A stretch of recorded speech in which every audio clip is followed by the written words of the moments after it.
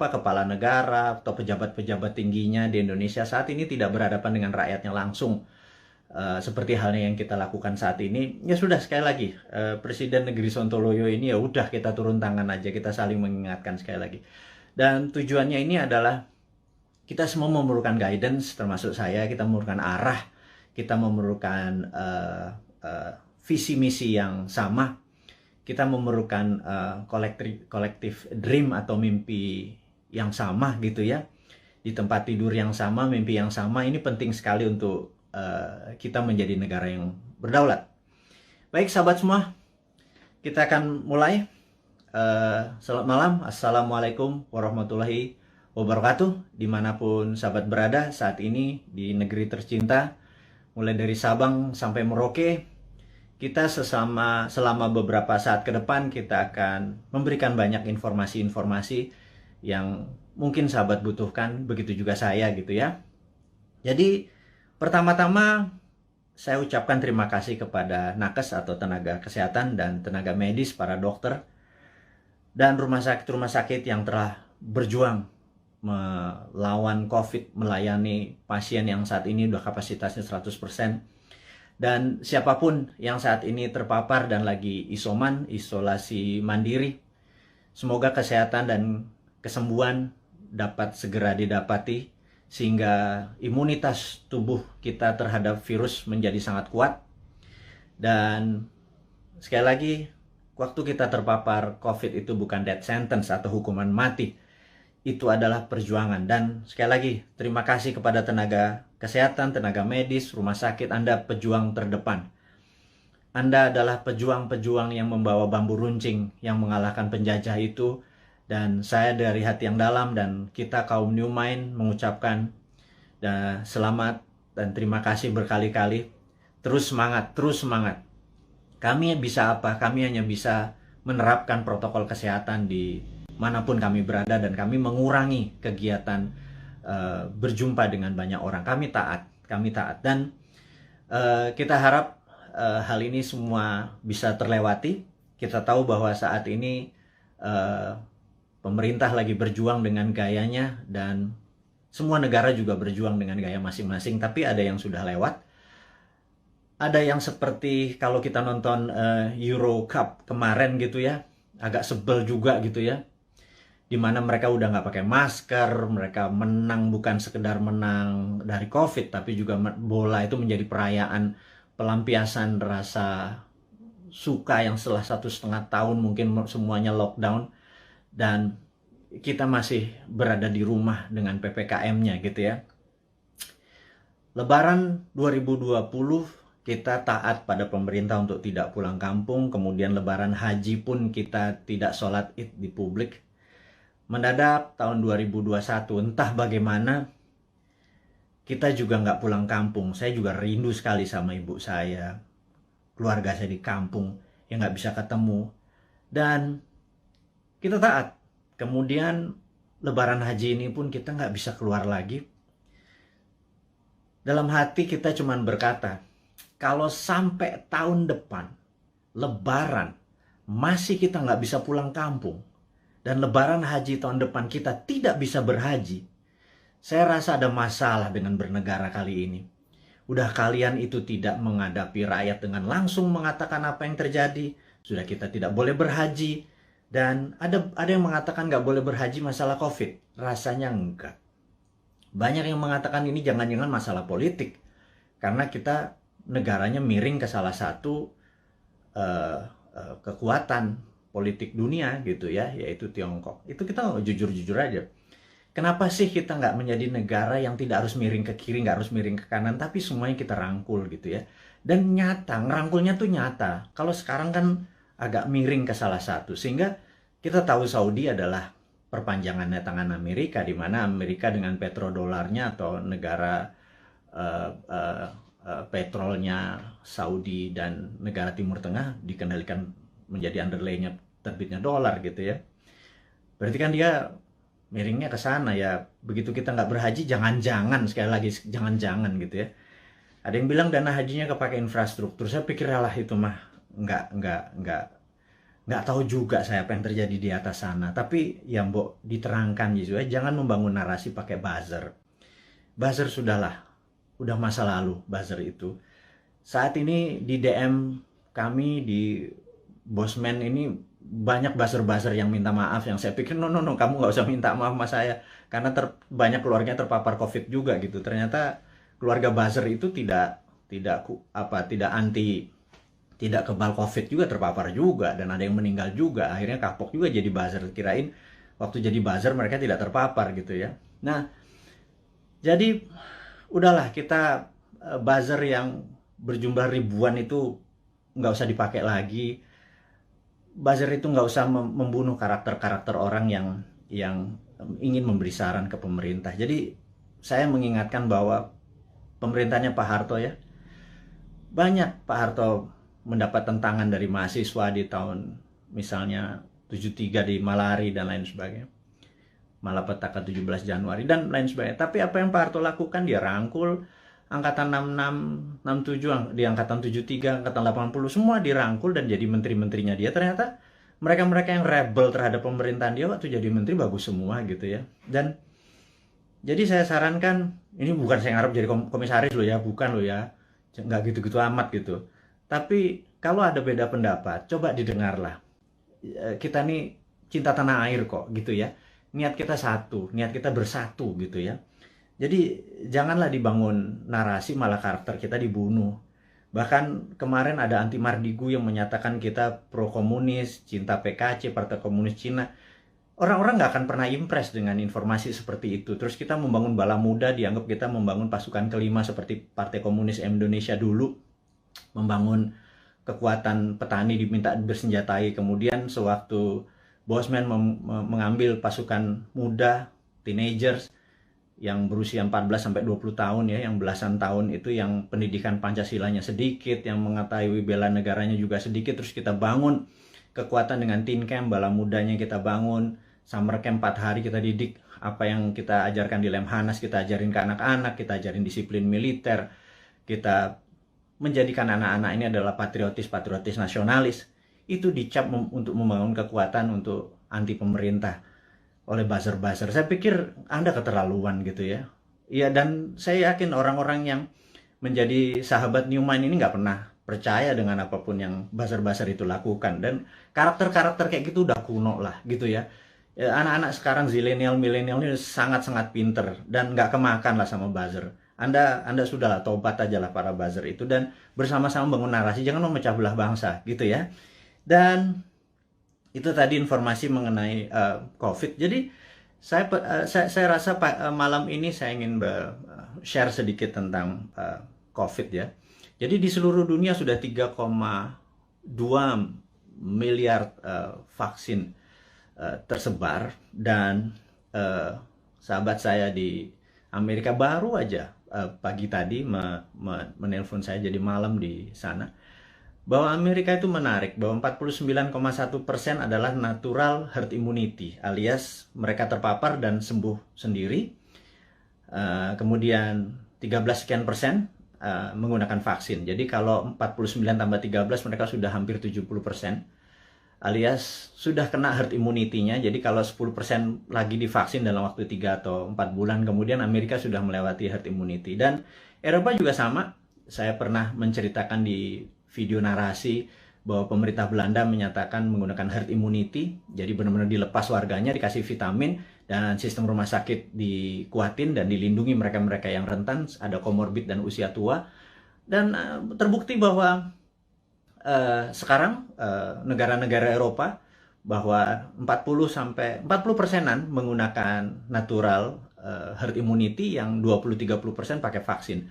Jadi vaksin minoritas, mayoritas adalah menggunakan herd immunity.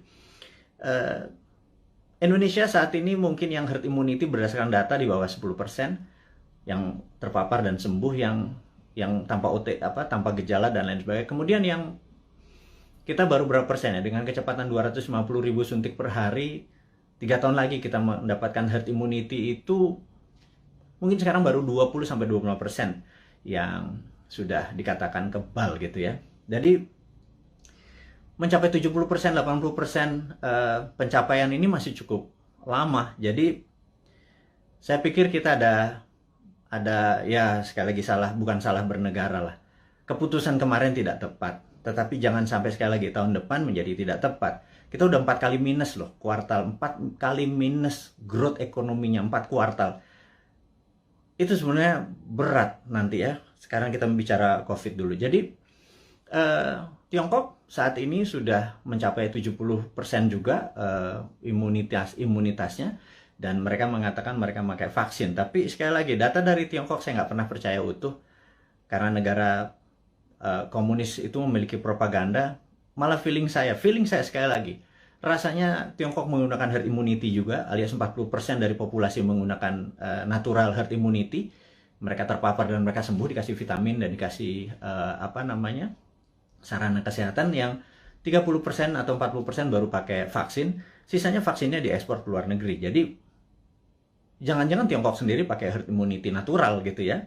Dan sementara kita pakai herd immunity vaksin gitu ya. Semuanya benar. Saya tidak anti vaksin. Saya sangat mendukung vaksin. Vaksin terbukti mengurangi tingkat fatality atau tingkat kematian. Jadi divaksin itu penting. Tetapi lebih penting lagi kalau herd immunity natural, kekuatannya natural alami gitu ya. Nah, vitaminnya multivitamin biasa, B kompleks, B12, vitamin C, vitamin D plus matahari, olahraga, makan sehat, dan lain sebagainya. Itu adalah basic untuk meningkatkan imunitas, dan kemudian mineral-mineral dan lain sebagainya. Itu basic sekali dan semua dunia juga tahu, sehingga yang terjadi di negara Tiongkok adalah mereka-mereka yang natural herd immunity-nya. Dan ini ada yang menarik, sampai ada sebuah statement dari Anda kalau suka nonton, denger ya. Jadi kalau IG itu kan tempat pamer, jadi ada pamer kekayaan, pamer perjalanan dipamer-pamerin. Kemudian kalau di TikTok itu beda, generasi TikTok sama generasi IG beda. Kalau di TikTok itu Anda harus sombong gitu. Kalau IG begitu sombong Anda diledekin. Kalau di TikTok Anda harus sombong. Anda di rumahnya punya lift, bilang wah gila, rumahnya dia ada lift gitu. Dan nggak ada, bagi anak TikTok tuh biasa aja. Anak TikTok adalah anak zilenial, anak IG adalah anak milenial. Dan mereka ini adalah orang-orang yang well informed atau terinform bagus dengan dunia digital. Dan jadi sekali lagi kembali ke masalah COVID. Jadi Indonesia memilih menggunakan vaksin gitu ya. Sementara negara-negara Eropa menggunakan natural herd immunity. Oke, nggak apa-apa. Yang penting sekarang kita adalah menjadi negara yang harus terbebas dan menang dari COVID. Dan saya sangat menyarankan, ini yang saya sangat menyarankan nih, kan kita kan presiden, negara kita adalah Republik Sontoloyo. Jadi Republik Indonesia terkadang kita menyebutnya negara tetangga gitu ya. Jadi kita mengingatkan kepada pejabat saat ini, mbok jangan pakai apa-apa import gitu ya. Satu, masalah COVID ini adalah masalah import gitu ya, dari luar. Kemudian PCR dan antigennya import. Kemudian alat-alat kesehatannya import. Kemudian masker dan protection disinfektan segala macam mayoritas tuh import gitu ya. Kalau ada gelombang ketiga lagi, mudah-mudahan jangan. Masa kita impor terus ya, flight capital, ya miskin lah bernegara ini. Sudah sistem bernegaranya saat ini keuangannya cuma 44% uang beredar dari GDP nasional. Bisa dibayangin Singapura 120% uang beredar dari GDP nasionalnya. Korea Selatan, Jepang. Tapi nggak tahu kenapa kita cuma sepertiganya. Waduh, wahai ibu pejabat yang sering dapat prestasi, mohon dijelaskan lah. Jadi kami ini sering nanya gitu ya. Ya kalau kaum New Mind nanti yang berkuasa, pasti kita bisa 1:120. Jadi kita naikin 3 kali lipat dari uang beredar pada saat ini. Gimana kita bisa maju kalau uang itu ditahan? Yang kedua adalah pajak lah jangan naik terus. Maksud saya begini loh. Kalau Anda ingin misalnya PPH yang naik dari 10% jadi 12 atau berapa itu ya. Kalau Anda dulu kami dapat pendapatan 100 gitu, Anda pajak 10. Oke lah. Kemudian Anda naikin jadi 15, tapi kami dapatannya 80 dan Anda nggak ngikut lagi untuk numbuhin. ya kami juga nggak ikhlas kayaknya ngebayar. Jadi gini lah, kalau memang mau naikin 15%, 20% sekalipun nggak apa-apa. Tapi kalau tahun lalu kami dapat 100, pastikan tahun ini kami dapat 300 gitu. Dengan kebijakan yang Anda mendukung dunia kerja atau dunia UKM. UKM itu paling menderita pada saat ini, entah bagaimana. Nomor satu ya, kalau mau maju, kita semua tahu, rule of thumb-nya untuk maju negara itu sangat sederhana. Yaitu kredit selalu tumbuh di atas 15% setiap tahunnya daripada tahun belakangan. Jadi kalau tahun lalu 100, ya tahun ini 115. Minimum dengan naiknya 15% dari kredit tadi, negara naik 7%. Kalau sekarang jangankan 4%, 5% naik. Jadi kalau growth-nya cuma 2%, malah minus, itu ya wajar karena uang terlalu ketat. Dan apa sih susahnya Anda untuk memprinting money berbasis production gitu loh. Kita udah ingatkan berkali-kali. Dari 2016, Bosman Sontoloyo ini mengingatkan, MMT itu Modern Monetary Theory yang digagas oleh Michael Hudson itu bukan isapan jempol. Kita cuman beda mazhab aja. Anda Keynesian, kita post-Keynesian. China pakai sudah dari tahun 89. Amerika pakai dari tahun 71 printing money itu. Terus negara Eropa, negara Jerman pakai semua. Ini untuk menyelesaikan masalah COVID ini ya, Tiongkok pun melakukan printing money saat ini. Dan kok kita malah minjem sih? Aduh, gimana sih? 6.500 triliun loh. Itu bunganya aja udah hampir 3.300 triliun. 300 triliun kalau buat beli obat itu selesai masalahnya, gratis semua, PCR gratis, antigen gratis. Kalau PCR-nya bayar, antigennya bayar, gimana kita mau travel? Terus udah kayak gitu, dengan PPKM kita ini udah taat sama ininya, tapi semuanya bayar gitu ya. Vitamin bayar gitu ya. Terus pajak bayar, terus kita pokok nggak pernah kebayar, negara sibuk bayarin utang, terus nambah utang. Aduh, ini mau mulai dari mana? Kita nih bertanya. Jadi sekali lagi, sahabat semua, kaum New Mind, kita ingin ke depan kita menjadi negara berdaulat. Jadi hari ini yang mau diinformasikan adalah gimana caranya kita di tahun 2045 Indonesia adalah negara superpower. Udah ya, itu adalah tema hari ini. Kenapa kita bilang ada yang penting dari Bosman hari ini mau mengumumkan sesuatu. Yaitu kita ingin tahun 2045 pada saat Indonesia 100 tahun, Indonesia Emas, Indonesia menjadi negara superpower, bukan sekedar negara kaya lagi. Negara superpower. Kita nggak bisa tumbuh hanya 5% atau 7% seperti janji-janji kemarin di dalam kampanye. Nggak bisa. Kita tumbuh harus lebih powerful dari angka-angka itu. Terus bagaimana membuat ini berdaulat gitu ya? Oke, sahabat semua.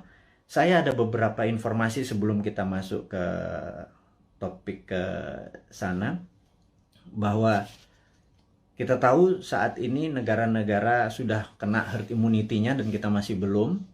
Dan penting untuk kita memberi informasi adalah begini. Sahabat, saya mengingatkan kita masuk ke topik berikutnya setelah tadi ini masuk.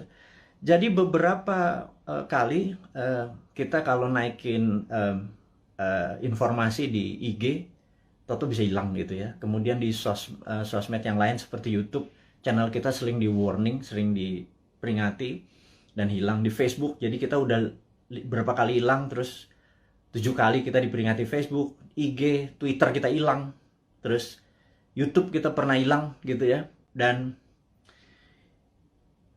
ternyata saya baru memahami setelah algoritma teman-teman melihat dan dilaporkan, ternyata cara menghilangkannya gampang. Begitu mereka tidak ingin video atau tulisan segala macam itu, sekelompok buzzer adalah menginformasikan, melaporkan bahwa ada unsur porno, ada unsur dan lain sebagainya, sehingga pemilik sosial media yang tidak bisa berbahasa Indonesia itu pokoknya dapat laporan, terus mereka kasih peringatan kita gitu ya.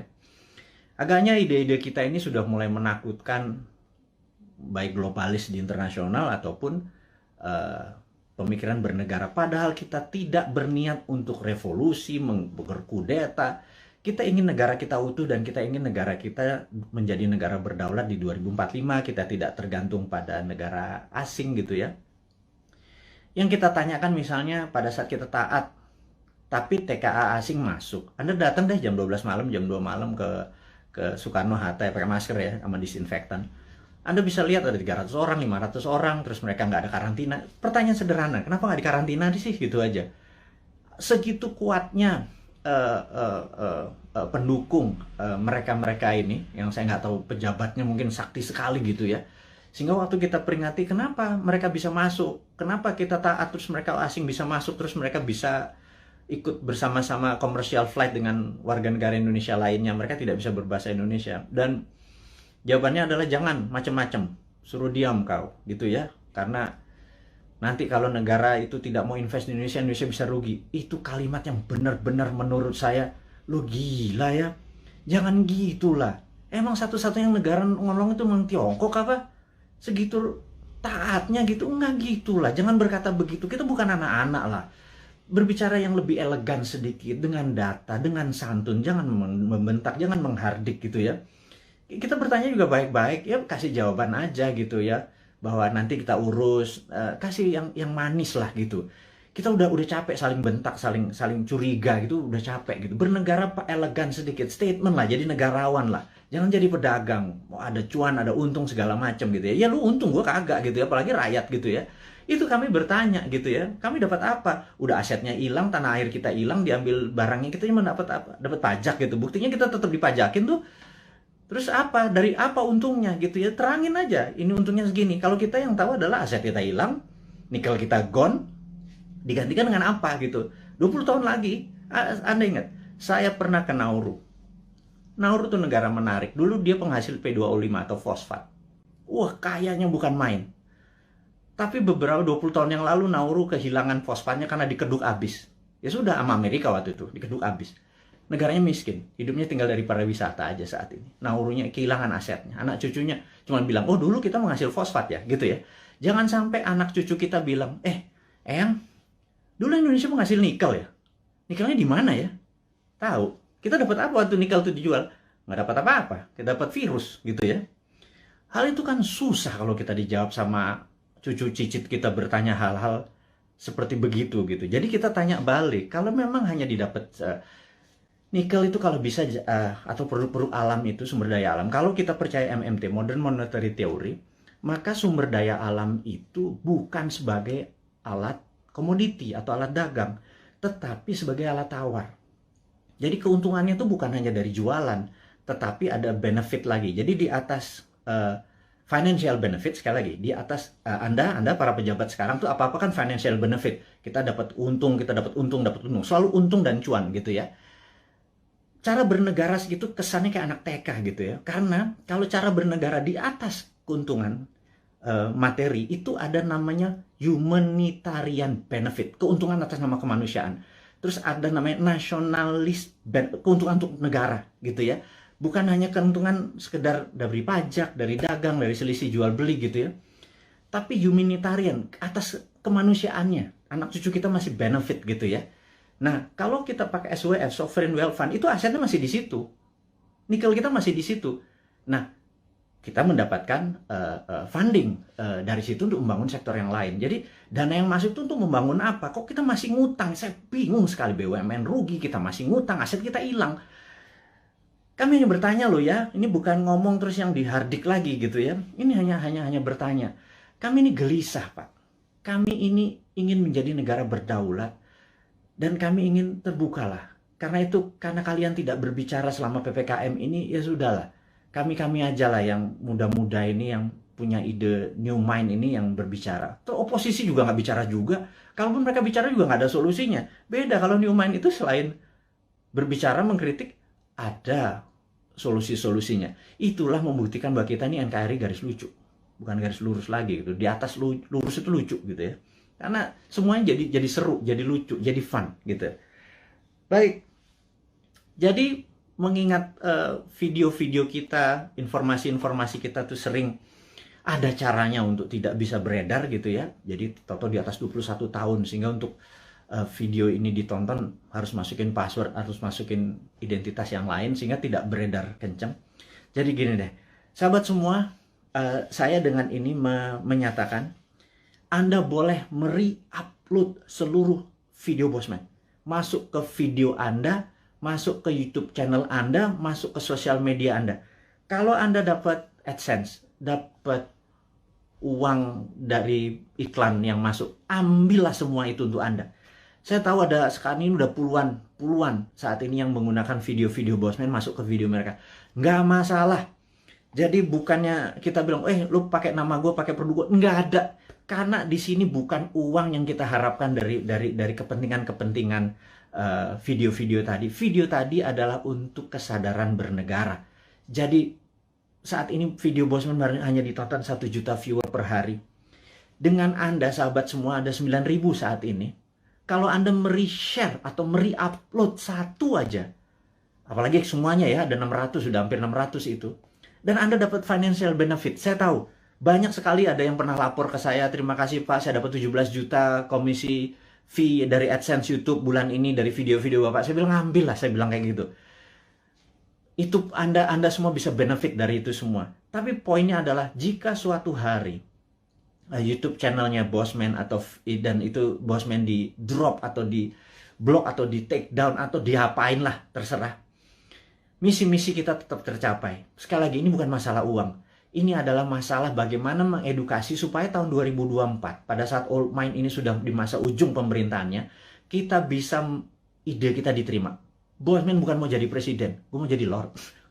Jadi, nggak ada cita-cita untuk, yang penting idenya. Ganti semua ide tua itu semua. Masuk kalau si A yang jadi tetap pakai IMF, si B yang jadi tetap pakai obornya Cina. Coba aja lihat sekarang yang di etalase di 2024. Semuanya pasti begitu jadi. Tanya deh, begitu jadi, pasti pakai itu lagi. Bernegaranya taat sama Amerika lagi, takut sama Tiongkok lagi gitu ya. Jadi, oke lah.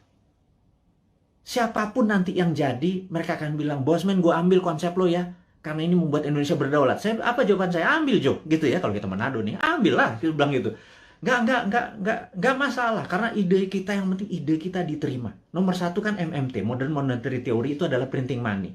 Jadi pasti Bappenas kita adalah orang-orang yang mendesain bernegara ini 12 lapis. Nah, sahabat semua, apa itu desain 12 lapis? Jadi misalnya kita mau buat benang atau baju gitu ya, baju kita kainnya dari mana, benangnya dari mana, mau pakai polyester, mau pakai katun, 100% kapas.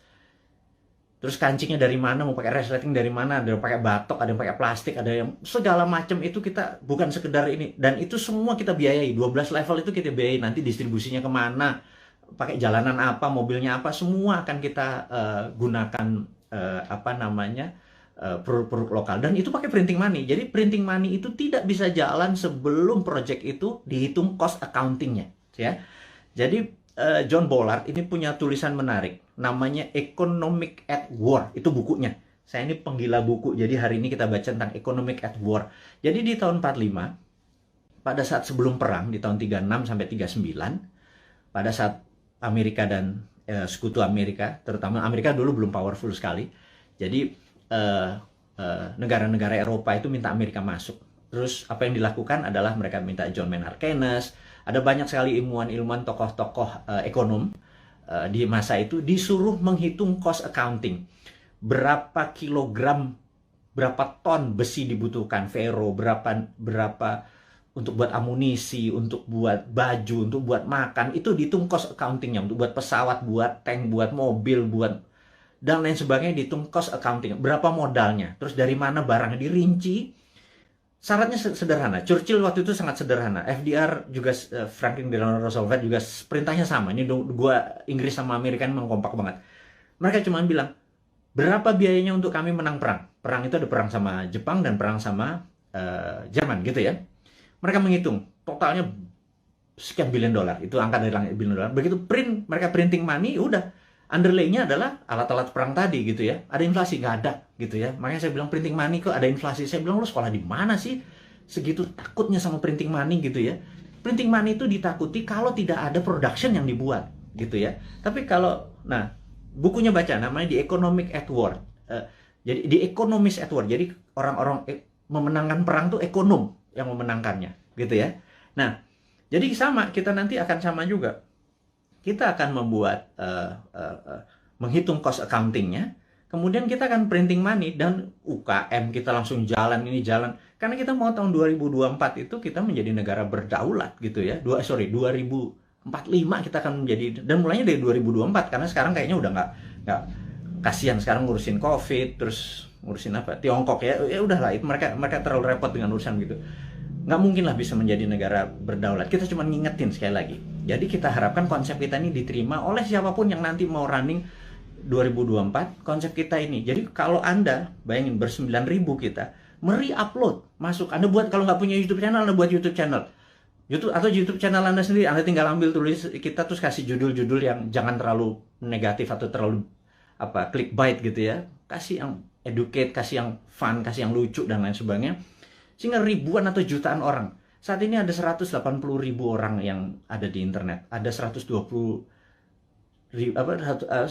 juta. Jadi saya harapkan teman-teman bisa memanfaatkan. Kalau Anda dapat 1 juta per hari, Anda bisa hampir 100 juta itu dari AdSense-nya dari YouTube gitu ya. Pakai aja video-video kita ini untuk di re-upload, di reshare, dan pakai akun-akun Anda sendiri. Perbanyak itu semua informasi-informasi itu.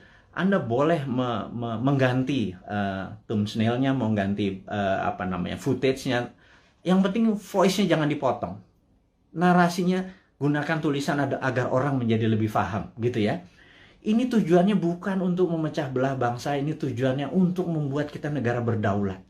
Dan cara cerdas bernegara ini sudah hampir 600 video. Sebarkanlah gitu ya. Kemudian sahabat semua, kita saat ini ya tadi ada informasinya adalah untuk re-upload. Anda sangat diizinkan menggunakan nama Anda video-video Bosman.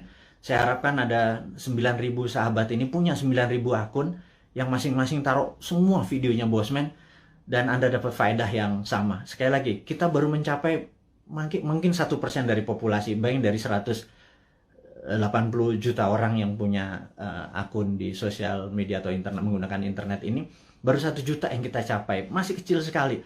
Gimana cara 100 juta bisa menonton video ini? Dan kalau 100 juta bisa menonton video ini melalui Anda punya channel, ya Anda yang dapat duitnya loh. Bicara itu aja dulu. Di masa pandemi seperti begini, susah bergerak, ya udahlah. YouTube channelnya Anda aktifkan gitu ya. Mudah-mudahan jadi faedah ini bersama. Dan saya mengingatkan bahwa saat ini kita tahu bahwa kita berperang, dunia saat ini berperang.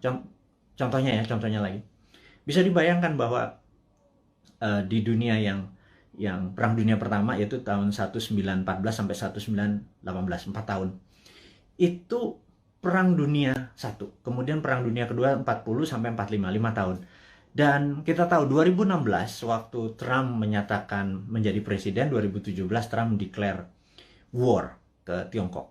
Tapi bukan world war, bukan perang dunia, tetapi adalah economic warfare dengan salah satu strateginya menggunakan trade war, perang dagang. Itu terjadi, dan begitu itu terjadi maka di tahun 2017 sahabat semua ingat, kita mengingatkan dengan waktu itu belum pakai YouTube. Di 2019 kita mengingatkan bahwa everything start with the economic warfare, diakhiri dengan military war gitu ya. Dan di tahun 2020 untuk menjatuhkan Trump, globalis dan Demokrat Amerika menggunakan tool yang namanya biological warfare, yang namanya COVID, untuk menyerang Amerika. Dan pada saat itu yang disarankan oleh mereka menggunakan masker, tapi Trump punya analisa sendiri bahwa kalau peristiwa dari Spanish flu itu ada 3 gelombang. Jadi gelombang pertama tertinggi, kedua agak rendah, ketiga terendah. Tapi virus pertama itu paling lemah, kemudian agak kuat, terakhir yang paling kuat gitu ya. Nah, jadi pada saat terlemah ini semua orang terpapar aja supaya tingkat herd immunity-nya tercapai. Dan yang terjadi oleh Trump dilakukan adalah dibebasin aja, toh mereka punya operating sistem dari kesehatannya terbaik di dunia. Dan ternyata terbukti sekarang 49%, 49,1% di Amerika menggunakan herd immunity natural. Dan ini adalah, ya tapi sekali lagi Trump kalah dengan 4 negara bagian yang dalam tanda petik dicurangin katanya.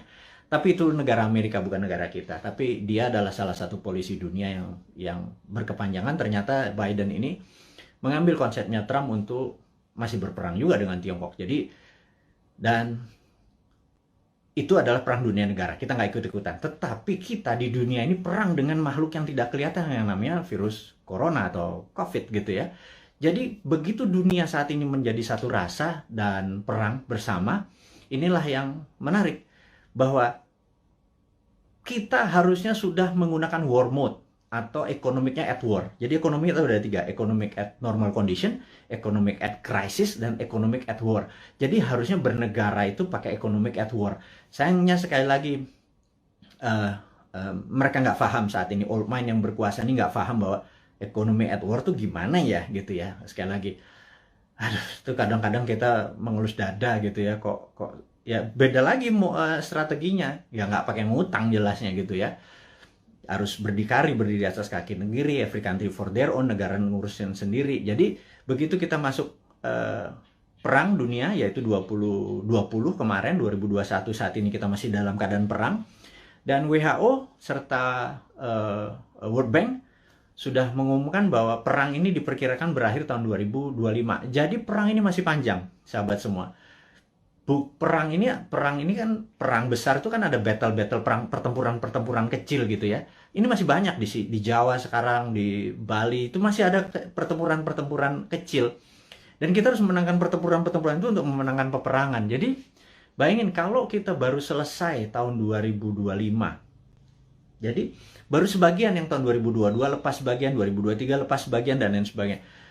Nah, kalau melihat kayak gini mood-nya atau apa ya, cara bernegara saat ini tidak juga memahami ini World War III, perang dunia ketiga, karena perang benar, semua negara perang kok masih nggak declare juga sebagai perang dunia.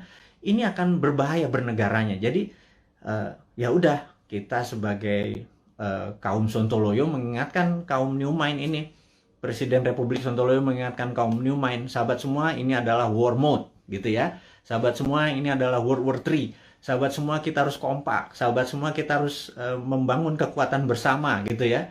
Sahabat semua, kita nggak usah bergantung pada negara lain. Kita bergantung pada kekuatan tanah air sendiri. Nah, gimana cara bergantung pada tanah air sendiri nih? Nah, ini informasi berikutnya mau diumumkan. Jadi sahabat semua, kalau Anda punya UKM, sekali lagi, Anda punya UKM, Anda perlu dana. Saat ini di Santara ada sekitar 2 triliun dana dengan 280.000 investor receh ya.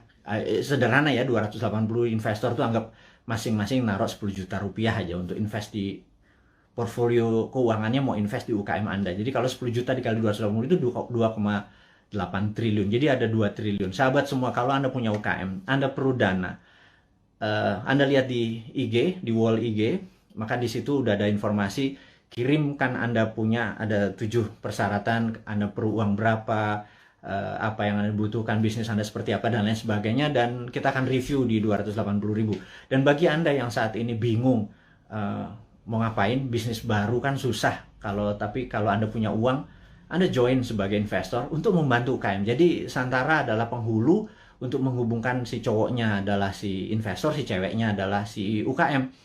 Dan saat ini Santara adalah perusahaan terbesar dan nomor 1 leading di perusahaan urun dana, ECF, Equity Crowdfunding, dan ini adalah kontribusi dan itu adalah kontribusi dari komunitas kita New Mind ini untuk membangun ekonomi Indonesia.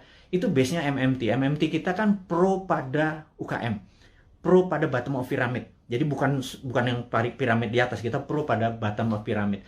Ini membuktikan bahwa kita bukan cuma konsep doang. Beginilah cara kita bergandengan tangan. Jadi tadi ya, nomor 1 kita re-upload, kemudian re-share apa yang kita punya informasi. Kedua adalah yuk gandengan tangan untuk membangun UKM. Karena UKM ini yang kuat terhadap masalah krisis ekonomi.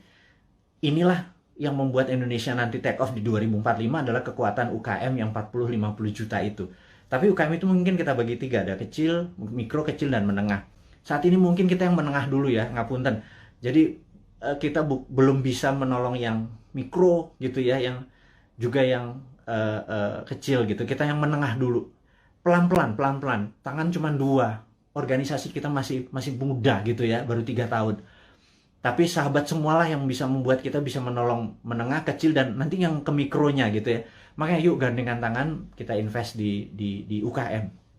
Nah, kemudian ada lagi yang kami mau umumkan sekali lagi, teman-teman, bagi mereka yang saat ini ada kondisinya kita tahu nggak stabil ke depannya, tidak ada yang terbaik daripada uang Anda ditaruh di gold atau di emas gitu ya. Jadi daripada, dan emas itu kalau pakai fisik kan bisa bermasalah. Sebentar lagi Dinaran akan menerbitkan ATM Gold. Jadi Anda bisa buka rekening, beli emasnya. Anda bisa ambil kapan saja karena ATM Gold ini kita akan ada di kantor kita, kemudian akan ada di semua mall di Jakarta dulu, dan habis itu nanti ada di semua lokasi. Kita ingin lakukan itu segera. Jadi ini semua adalah untuk bakti kita, gimana caranya kita bergandengan tangan ke depan untuk menjadi negara yang powerful. Sahabat semua, sekali lagi saya mau mereview apa yang kita dapat hari ini adalah negara dalam keadaan perang, dunia dalam keadaan perang. Saya sarankan Anda untuk melakukan hal yang sangat penting yang namanya survival mode. Anda harus survive, Anda harus sehat, Anda harus semangat, Anda terus bersatu, Anda terus berjuang mengalahkan masalah ekonomi, masalah kesehatan. Kita bergandengan tangan, kurangi gerak. Jadi pada saat Anda ada masalah dengan keuangan, yuk kita bergandengan tangan dengan Santara. Yuk nabung di Dinaran. Dan jangan banyak gerak dulu. Sabar. Jadi kita momen ini adalah segalanya. Jadi survival mode. Jadi saat ini ikuti aturan pemerintah untuk PPKM, stay healthy. Teman-teman semua, di akhir informasi hari ini kita ucapkan sehat selalu, semangat selalu, bersatu selalu. Gunakan seluruh kekuatan Anda untuk membangun Indonesia, terus berprasangka baik, terus kompak, dan percayalah Indonesia akan menjadi negara berdaulat di tahun 2024 mulainya, dan di 2045 Indonesia akan menjadi negara superpower. Dari saya, selamat menikmati hari Minggu.